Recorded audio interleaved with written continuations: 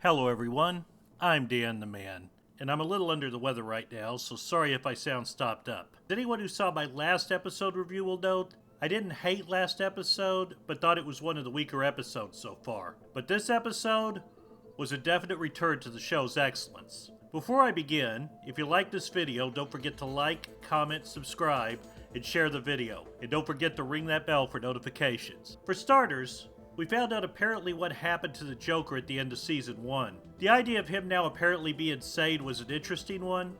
It has been explored before, most notably in the excellent Batman White Knight miniseries, but I'm interested to see where the show goes with it, especially since we've seen this season that they are not afraid to take these characters in new places from what the comic book fans are used to. But the real meat and potatoes of this episode was the flashback to Harley shortly after she joins the staff at Arkham Asylum and meets the Joker. The scenes with Harley and the Joker at Arkham Asylum were good. The two of them first meeting has been done to death by this point, but the show did a good job of not making it feel like it had been done to death upon watching the episode, if that makes any sense. And Tudyk, as always, played the Joker perfectly in those scenes, giving him a chance to play the Joker much closer to the criminal madman of the comics than he usually gets in this series. And the twist with the bomb definitely felt like a vintage Joker scheme. There were a ton of great moments in the flashback, from a younger Gordon closer to how comic fans know him, but still a bit of a tool, just not the yet broken tool crushed by the way to being the commissioner of Gotham,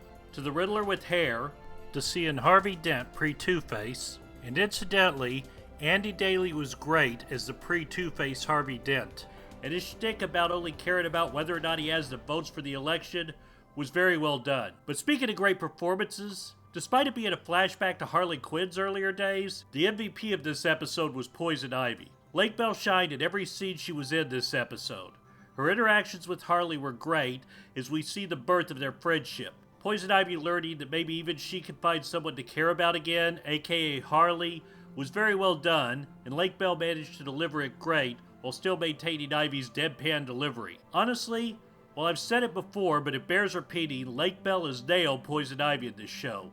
Dare I say that she's gradually become the definitive Poision Ivy, to me anyway. She totally has won me over to the character of Poision Ivy, a character I was fairly indifferent to before, and I totally buy her in the role. In this episode especially, her and Kaley Cuoco got a chance to shine as the setting gave them the opportunity to explore their characters in a slightly more serious setting than the show usually has them in. The cliffhanger was also great, and it looks like after some distractions, for lack of a better word, Harley's showdown with the last members of the Injustice League is about to resume. The one thing I did find lacking in this episode was a lack of most of Harley's crew.